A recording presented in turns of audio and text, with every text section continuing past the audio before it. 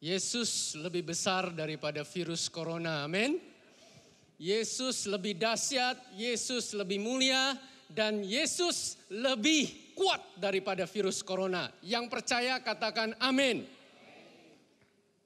Dan saya bangga kepada Bapak Ibu Saudara yang hari ini hadir, karena berarti Bapak Ibu Saudara semua punya iman yang lebih besar daripada kegentaran saudara, betul? Coba tengok kanan kiri, kasih senyum, bilang saya bangga sama kamu. Haleluya. Ya. Bapak Ibu Saudara, sampai tadi malam saya sudah mempersiapkan segala sesuatunya untuk firman Tuhan yang akan disampaikan hari ini. PowerPoint-nya bahkan beserta dengan beberapa props ya, peralatan perlengkapan. Bahkan dengan saudara kesaksian, orang yang mau kesaksian juga sudah hadir saudara di ruangan ini. Tapi tadi pagi saya bangun melek mata, Roh Kudus bicara jelas sekali di telinga saya saudara. Dan selama perjalanan sampai akhirnya saya masuk ruangan ini, tadi ibadah pertama saudara. Saya menerima konfirmasi penuh apa yang Allah mau sampaikan kepada setiap kita yang hadir di sini. Dan itulah sebabnya di tempat saat saya duduk sejak tadi pagi, saya mengambil keputusan untuk ikut tuntunan Roh Kudus. Itulah sebabnya Bapak Ibu Saudara, hari ini Bapak Ibu yang hadir menerima sesuatu yang spesial karena Allah mau bicara secara khusus buat Bapak Ibu Saudara. Itulah sebabnya saya mau ajak Bapak Ibu Saudara untuk kita semua buka hati dan pikiran. Katakan sama-sama saya, 2, 3. Buka hati dan pikiran. Kasih tahu sebelah saudara, buka hati dan pikiran. Yes. Mari kita akan sama-sama baca di dalam Mazmur pasal 11. Kita akan baca 4 ayat, yaitu ayat 1 sampai dengan ayat yang keempat. Para pria akan membaca bersama-sama saya ayat yang ganjil, yaitu ayat 1 dan ayat 3. Wanita akan membaca ayat yang kedua, dan ayat keempat akan kita baca bersama-sama. Saya undang Bapak Ibu kita semua bangkit berdiri. Kita hormati firman Tuhan, karena firman Tuhan sanggup mengubah hidup kita saudara. Mulai dari ayat pertama para pria, 2, 3. Untuk pemimpin biduan dari Daud. Pada Tuhan aku berlindung. Bagaimana kamu berani berkata kepadaku, terbanglah ke gunung seperti burung.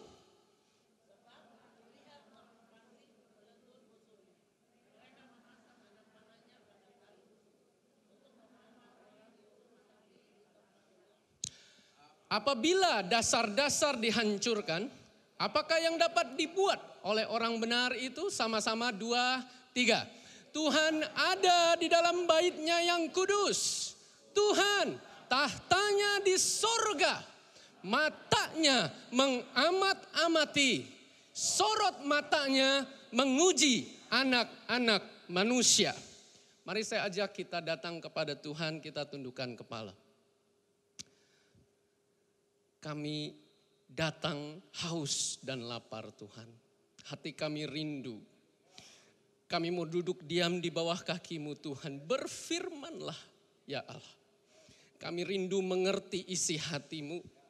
Dan kami izinkan Roh Kudus yang bebas bekerja di tengah-tengah kami. Roh Kudus yang mewahyukan kebenaran ini di dalam setiap hati kami. Di dalam nama Tuhan Yesus. Amin. Ya, silakan duduk Bapak Ibu.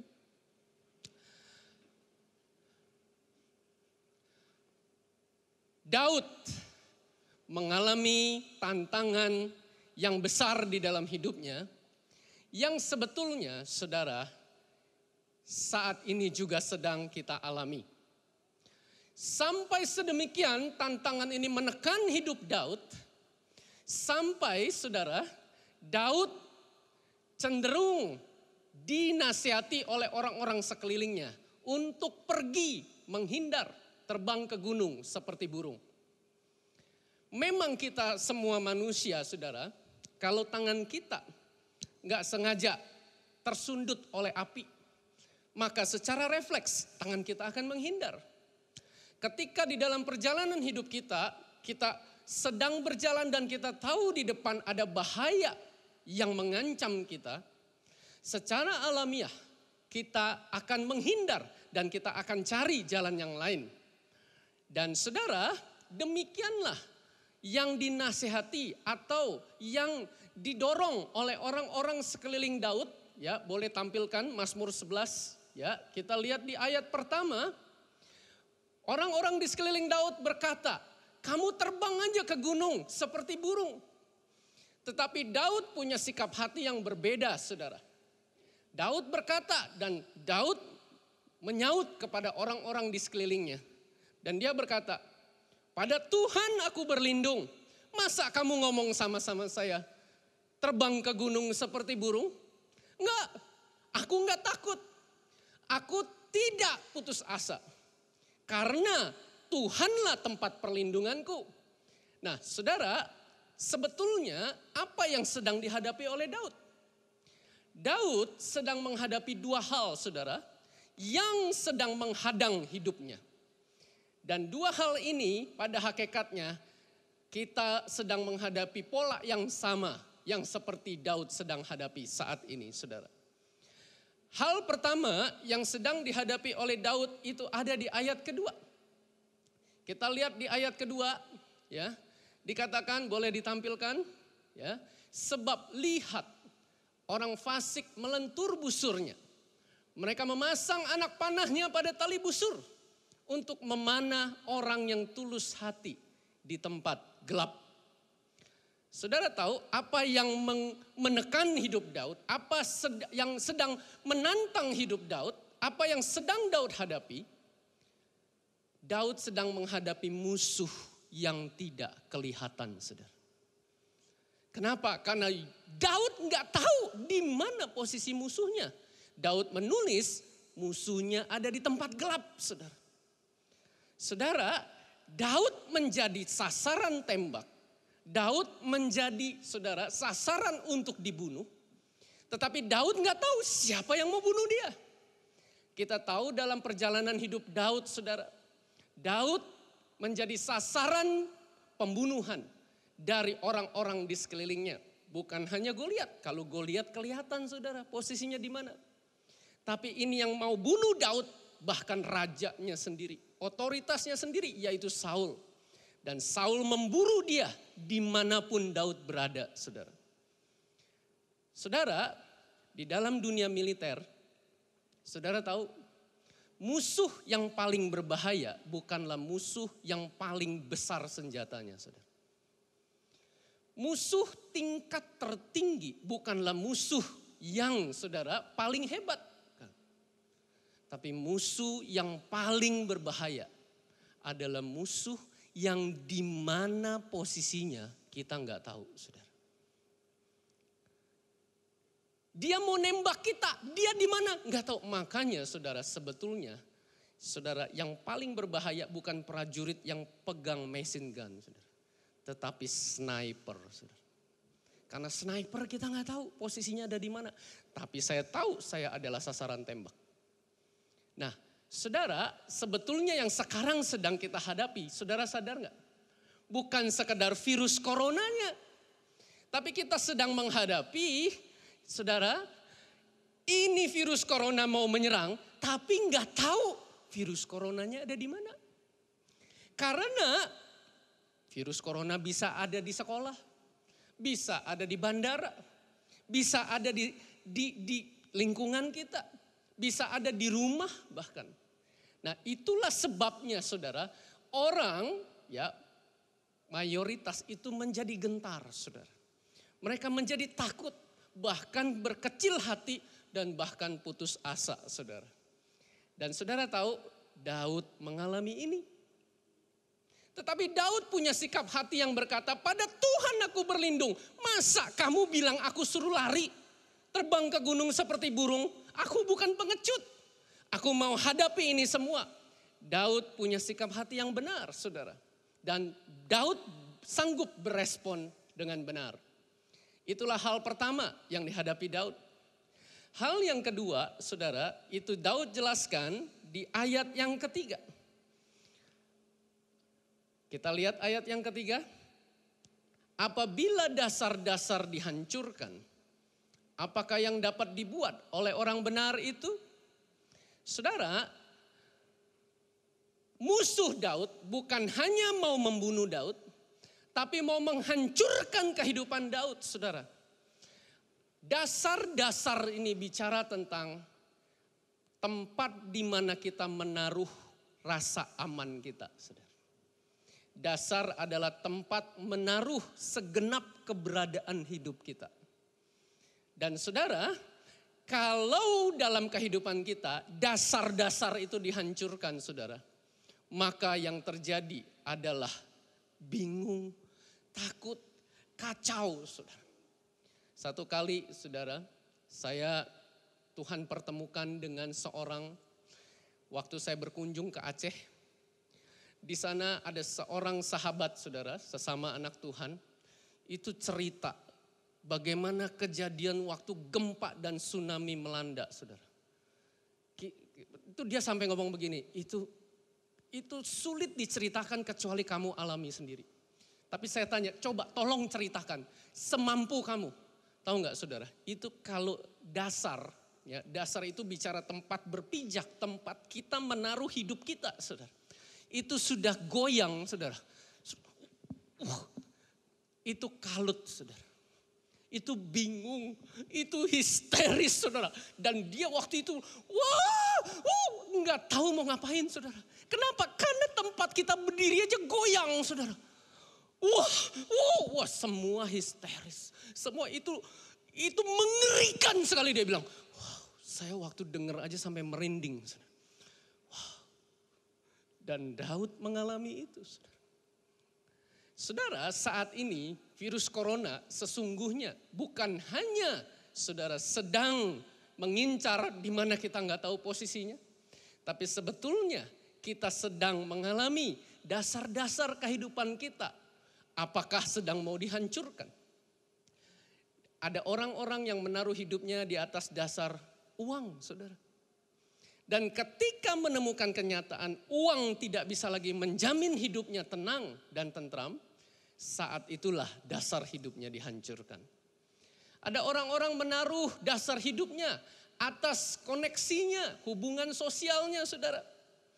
Tapi kalau udah gak bisa lagi ketemu secara fisik, dan gak ada lagi, saudara, ya, teman yang bisa diandalkan untuk kita bisa selamat dan sejahtera, saat itulah dasar-dasar hidup kita sedang dihancurkan.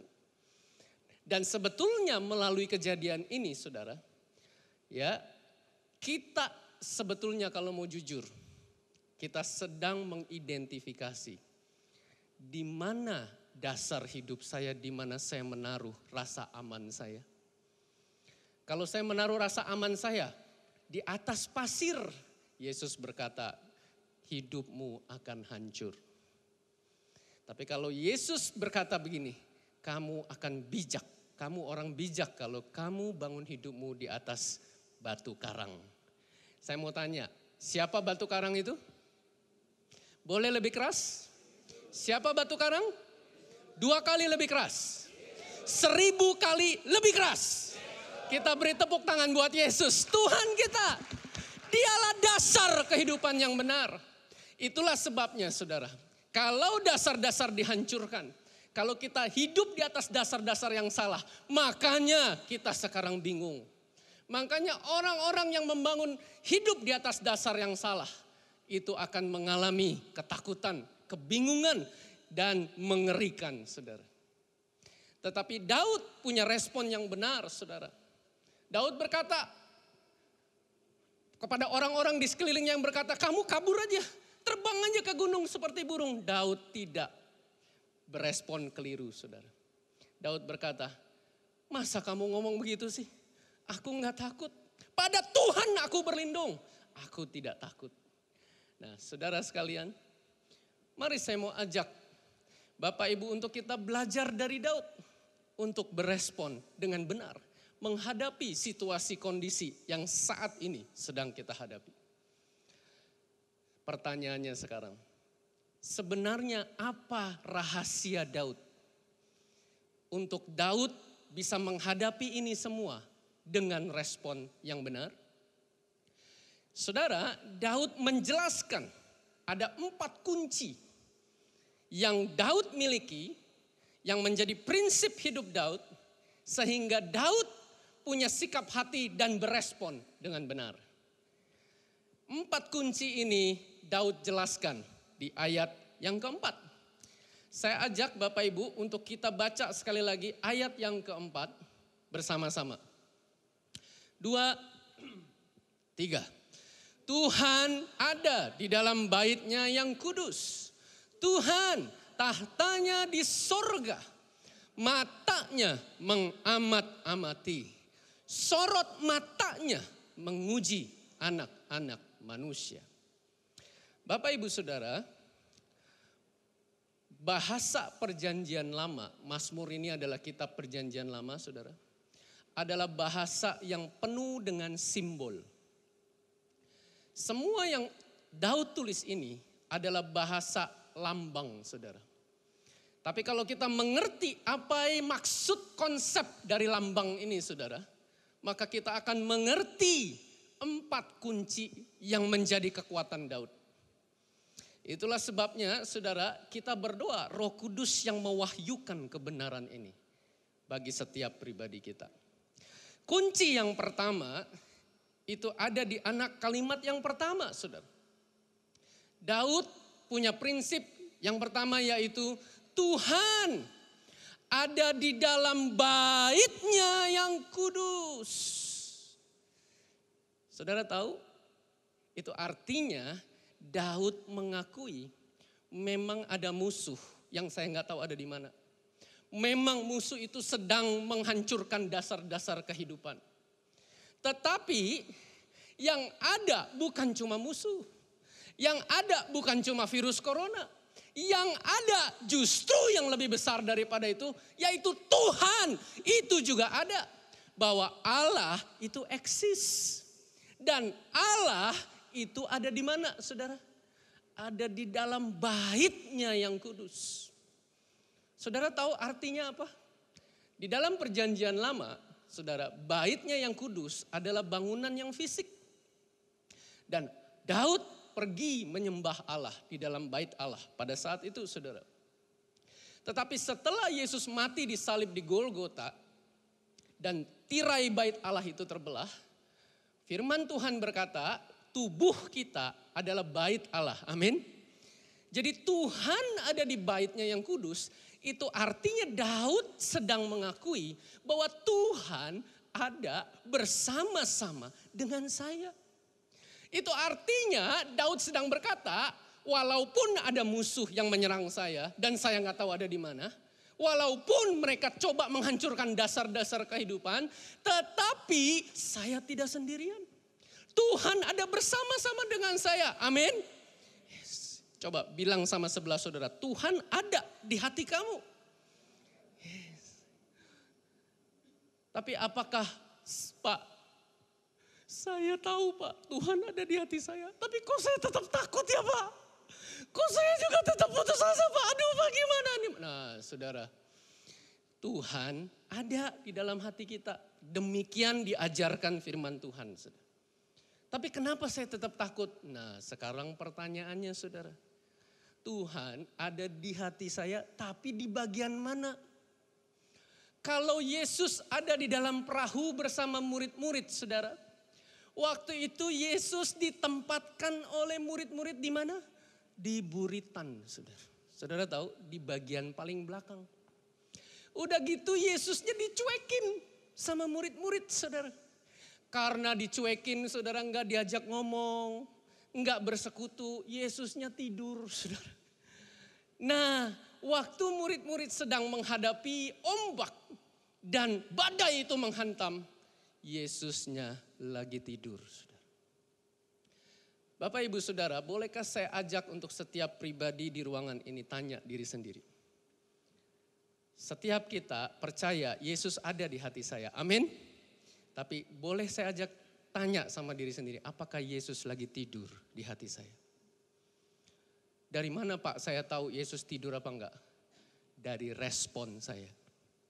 Karena Yesus lagi tidur, murid-murid takut saudara. Murid-murid kacau, murid-murid kalut.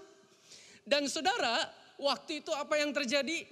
Karena Yesusnya dicuekin dan ombak itu terjadi, murid-murid jadi marah sama Yesus saudara.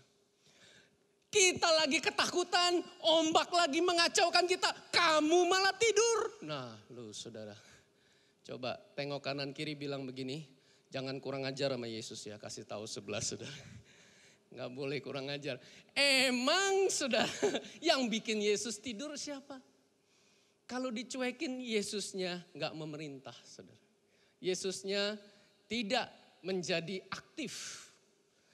Saudara sekalian, Daud tidak seperti murid-murid Yesus. Daud mengakui Tuhan ada di dalam baitnya yang kudus dan Tuhan eksis dan Tuhan menemani saya. Amin.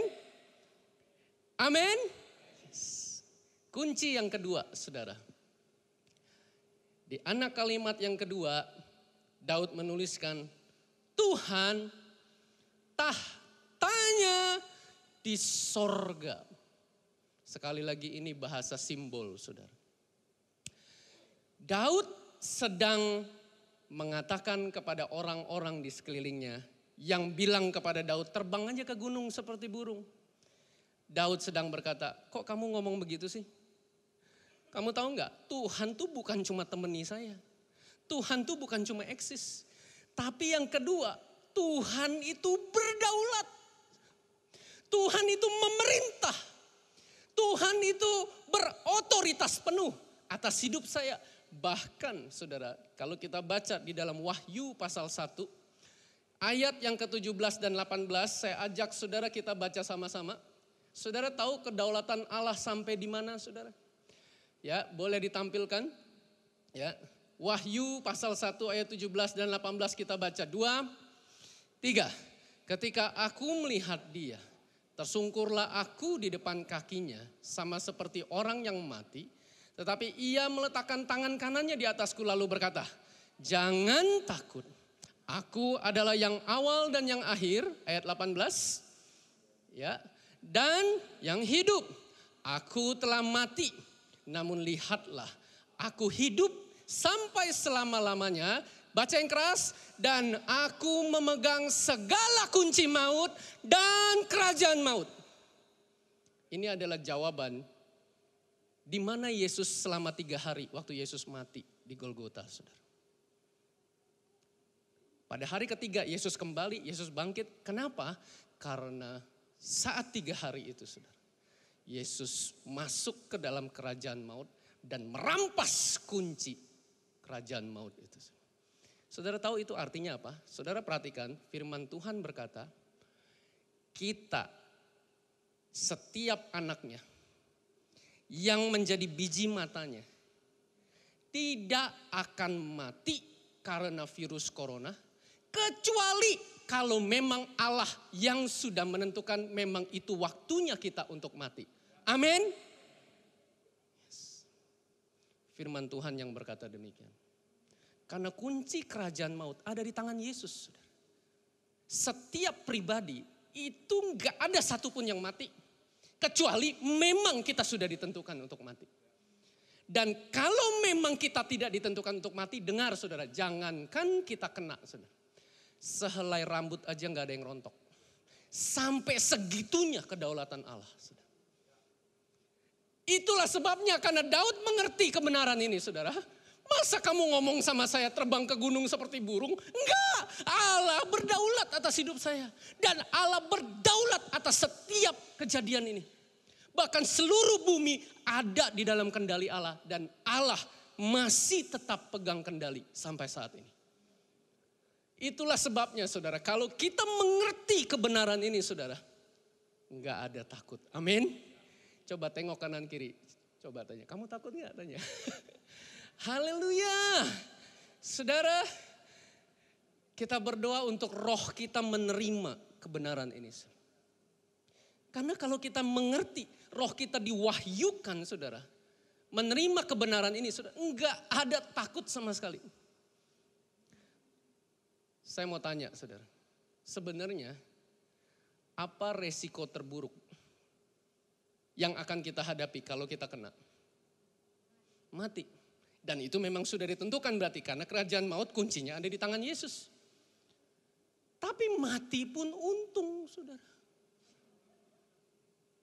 Mati itu keuntungan, jadi takut apa? Itulah sebabnya Daud bilang, pada Tuhan aku berlindung. Kamu ngomong begitu sih? Enggak, aku enggak takut.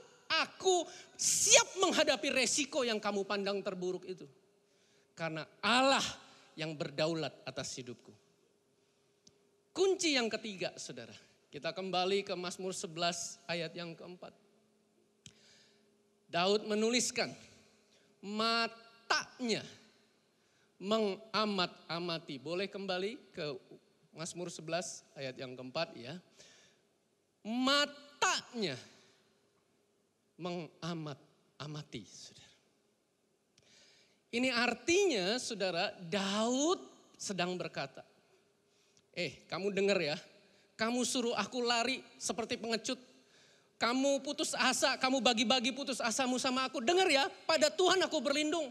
Aku tahu Tuhan itu bukan cuma temenin aku. Tuhan tuh ada sama-sama aku. Aku tahu Tuhan bukan cuma berdaulat. Tapi Tuhan yang sama. Dia mengamat-amati aku, dia peduli sama aku. Dia tahu kebutuhanku. Dia care sama aku. Bahkan Daud menuliskan, Tuhan itu gembalaku.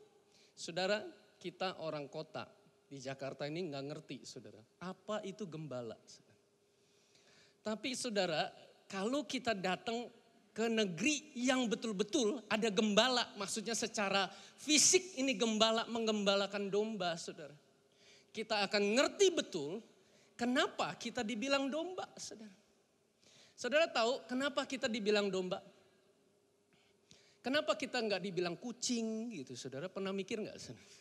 Kenapa nggak kita ini saudara disebut ya kelinci gitu saudara? Atau kita disebut apalah lagi yang lemah, kura-kura. Saudara. Kenapa kita disebut domba? Saudara tahu satu alasan utama. Karena domba adalah hewan yang sama sekali tidak punya mekanisme pertahanan, saudara. Jangan salah, saudara. Kura-kura punya cangkang. Saudara. Kalau dia menghadapi musuh, dia tinggal masuk ke dalam cangkang. Kelinci larinya gesit, saudara. Dan itu mekanisme pertahanan dia. Landak punya duri, saudara. Tapi domba, coba saudara bayangin kakinya pendek, badannya gembul, nggak bisa lari, saudara. Jadi saudara, domba adalah hewan yang kalau diserang, no defense mechanism, nggak ada. Saudara. Itulah sebabnya domba butuh gembala, saudara. Karena satu-satunya, saudara dengar, satu-satunya mekanisme pertahanan domba adalah gembala, saudara. Jadi maksudnya gini, domba itu sangat rentan untuk diserang, saudara. Apalagi kalau dia jauh dari gembala. Itulah sebabnya domba itu kalau diserang, respon domba apa? Meh, dia lagi teriak sama gembalanya, saudara. Tolong lindungi saya. Coba tengok kanan kiri. Kamu nih domba. Kasih tahu sebelah saudara. Yes. Dan Daud sadar bahwa saya ini domba. Dan saya punya gembala. Dan gembala saya memperhatikan saya. Gembala saya melindungi saya. Gembala saya menyediakan makanan bagi saya. Gembala saya peduli dengan saya. Dan saudara tahu, gembala saya berkata, akulah gembala yang baik. Aku mengenal domba-dombaku dan domba-dombaku mengenal aku. Dan saudara sekalian, gembala yang baik itu berkata, lihat aku mengutus kamu seperti domba di tengah serigala. Dan saat ini saudara, serigala itu bernama virus corona, saudara. Dan gembala saya yang mengutus saya, Daud tahu itu karena Allah berdaulat. Tapi gembala saya itu ada bersama-sama dengan saya. Tapi gembala saya nggak berhenti sampai di situ. Daud berkata, gembala saya berkata, hendaklah kamu cerdik seperti ular dan tulus seperti merpati. Saudara perhatikan, Yesus mengajarkan saudara, dua hal ini adalah dua hal yang simultan saudara. Tulus seperti merpati bicara tentang sikap hati yang benar bahwa saya percaya akan perlindungan Tuhan. Saya percaya Tuhan itu ada. Saya percaya bahwa Tuhan itu berdaulat. Saya percaya bahwa Tuhan itu gembala saya, peduli kepada saya. Tapi saudara dengar, Yesus nggak berhenti sampai di situ. Yesus mengajarkan kita juga untuk cerdik seperti ular. Nggak boleh ada di antara kita berkata, kalau kamu percaya Tuhan lindungi, nggak apa-apa kita jabat tangan. Oh saudara, kita bisa cerdik seperti ular. Kita bisa salam, tapi dengan salam namaste. Amin. Coba semuanya sama kanan kiri, namaste. Shalom, boleh taruh tangan di dada saudara. Ya, saudara, kalau kita berpikir hati yang beriman, ya, tapi kita bertindak konyol, dengar saudara, itu bukanlah iman yang benar. Karena hati yang beriman dengan cerdik seperti ular bicara tentang akal sehat, bicara tentang logika saudara. Itu adalah dua hal yang simultan, yang berdampingan saudara. Demikian diajarkan oleh Yesus. Ya, saya teringat saudara satu kali, ya, saudara tahu Muhammad Ali? Ya, saudara, Muhammad Ali adalah juara tinju, juara dunia saudara. Dan di tengah-tengah masa jayanya saudara, waktu dia masih juara dunia, waktu itu dia terbang saudara, dari negaranya, saudara, dia terbang ke negara yang lain untuk dia mau pertahankan juara dunianya, saudara. Waktu itu dia begitu mendunia, saudara. Semua orang mengeluh-elukan Muhammad Ali. Dan di dalam pesawat, saudara, Muhammad Ali waktu mau terbang, waktu mau take off, semua penumpang ya sudah diumumkan pakai seat belt. Lalu Muhammad Ali, saudara, waktu mau take off itu dia bangkit berdiri. Lalu dia bilang sama pramugarinya, pramugari dengar ya, I am Superman. Wow. Saudara, pramugarinya suruh dia, kamu pakai seat belt? Enggak mau. I am Superman, I don't want to fasten seat belt. Wow, saudara. Saya percaya bahwa saya pasti selamat. Enggak perlu, saya enggak perlu seat belt. Wow. Saudara tahu pramugarinya jawab apa? Pramugarinya bilang begini saudara. Ini pramugarinya kecil. Muhammad Ali tinggi besar saudara. Sambil dia dongak, dia tatap mata Muhammad Ali lalu dia bilang, yes, Superman tidak butuh seat belt. Karena Superman bisa terbang di luar pesawat. Kamu ada di dalam pesawat ini sekarang, kamu duduk dan pakai seat belt. Akhirnya Muhammad Ali duduk dan dia pakai seat belt. Karena saya percaya Tuhan lindungi saya pakai seat belt. Amin. Yes. Pakai seat belt bukan menunjukkan bahwa saya enggak beriman. Enggak. Yesus tidak mengajarkan demikian. Justru karena saya beriman dan saya diberi akal sehat oleh Allah. Allah yang memberikan kepada saya logika untuk saya bertindak benar. Amin. Dan Daud berkata, itulah sebabnya aku tidak takut. Dan kunci yang keempat, saudara. Daud menjelaskan, sorot matanya. Katakan sama-sama saya, 2, 3. Sorot matanya menguji anak-anak manusia. Saudara, kunci yang ketiga, Daud sudah menjelaskan bahwa mata Allah mengamat-amati saya. Itu bicara Allah peduli. Allah yang menjadi gembala saya, Allah mengasihi saya. Dia bukan cuma ada, dia bukan cuma berdaulat, tapi dia juga peduli kepada saya. Tapi yang keempat, Daud bicara lagi tentang mata, saudara. Tapi kali ini lebih dalam dan lebih tajam. Karena Daud menuliskan sorot matanya. Saudara ngerti sorot mata? Saudara? Itu artinya Allah sedang masuk ke dalam hati saya. Dan Allah menguji apa yang sesungguhnya ada di dalam hati saya. Jauh di dalam relung hati saya melalui kejadian ini. Melalui musuh yang gak kelihatan ini. Melalui dasar-dasar yang dihancurkan ini, Allah tahu sesungguhnya apa yang ada di dasar hati saya. 13 tahun yang lalu saudara, tahun 2007, waktu pertama kali saya belajar khotbah. Melalui satu rangkaian saudara, akhirnya tibalah masa di mana saya harus ujian akhir saudara. Di mana setiap yang mau ujian itu harus khotbah 7 menit saudara. Di hadapan juri 3 orang, di mana juri ini masing-masing sangat pakar di bidangnya, saudara. Dan singkat cerita, saudara, saya harus terbang ke Medan untuk ujian ini, saudara. Hanya untuk khotbah 7 menit ini, saudara. Saya sudah persiapkan berminggu-minggu, saudara, bahkan berbulan-bulan. Sampai di hari H, saudara, sambil menunggu waktu ujian, saudara. Saya bersama teman-teman yang mau khotbah, yang mau ujian ini, kita ngobrol-ngobrol. Lalu saya ditanya, kamu topik khotbahnya apa? Lalu saya bilang topik khotbah saya, saudara. Lalu dia bilang begini, wah lu salah lu pilih topik itu. Loh kenapa? Lu tahu gak tuh? Tuh yang duduk di tengah, panelisnya ada 3 saudara. Yang di tengah itu paling senior saudara. Usianya 70 tahun. Dia itu pakar di Indonesia dalam topik itu. Itu semua ayat yang kamu tulis itu dia bisa bahasa Ibraninya semua dan dia hafal semua. Luar dalam dia nomor 1 di topik itu. Itu sempat membuat saya gemetar saudara. Wah tapi saya udah siapkannya topik itu saudara. Saya udah gak bisa mundur lagi. Akhirnya saudara singkat cerita saudara tibalah giliran saya.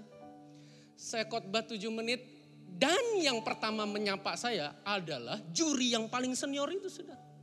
Lalu dia tanya, Elsit ya? Iya. Kamu topik apa? Saya sebut topiknya. Oh bagus, bagus. Silahkan saudara. Saudara tahu apa yang terjadi saudara? Dari sejak saya mulai mengucapkan kata-kata saya. Juri senior ini saudara mulai melipat tangannya saudara. Menit demi menit berlalu saudara. Dia mulai duduknya bersandar saudara. Dan masuk menit ketiga, menit keempat saudara tahu gak apa yang terjadi? Sambil saya khotbah, saya lihat saudara. Ini orang matanya makin lama makin sipit saudara. Usia 70 tahun kan kerutannya banyak saudara. Itu kerutannya penuh di sekitar matanya. Masuk menit kelima, menit keenam saudara. Matanya tinggal segaris kayak boneka Jepang. Dan saat itulah saya sadar saudara. Sorot matanya sedang menguji setiap patah kata yang keluar dari mulut saya. Daud berkata, sorot mata Allah sedang menguji apa yang ada di dasar hati setiap anaknya. Melalui kejadian ini. Allah sedang menggali dan Allah lagi mau menemukan apakah ada sesuatu yang kau sembunyikan di hatimu. Apakah di dasar hatimu, di dalam relung hatimu ada sesuatu yang tidak berkenan di hadapan Allah. Dan Allah sedang menguji. Itulah sebabnya Daud berkata, masa kamu ngomong aku disuruh kabur terbang ke gunung seperti burung? Enggak. Kenapa? Karena Allah tahu hatiku. Aku mengasihi Allah. Enggak ada yang aku sembunyikan dari Allah. Aku dikenal oleh Allah dan Allah tahu persis hatiku. Justru melalui kejadian ini, saudara dengar, saya senang sekali kata-kata ini. Sesungguhnya krisis tidak menenggelamkan manusia. Tetapi krisis justru yang memunculkan apa yang tersembunyi di dasar hati setiap manusia. Allah sedang menyorot setiap hati, saudara, termasuk hatimu. Dan Allah sedang menemukan apa yang ada di dasar hatimu yang muncul melalui kejadian-kejadian ini. Bapak, Ibu, Saudara sekalian, Tuhan ada di dalam bait-Nya yang kudus. Tuhan tahtanya di sorga. Matanya mengamat-amati. Sorot matanya memuji